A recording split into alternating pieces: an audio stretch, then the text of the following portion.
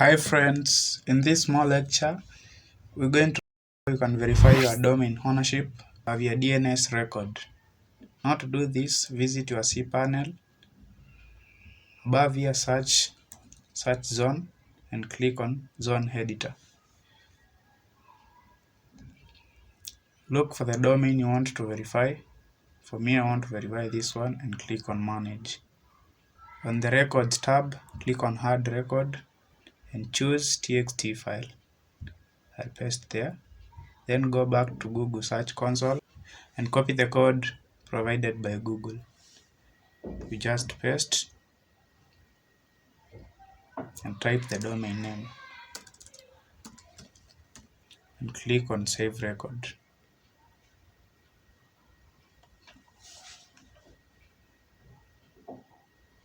You will see a success message. Now simply go back to your Google Search Console and click on verify.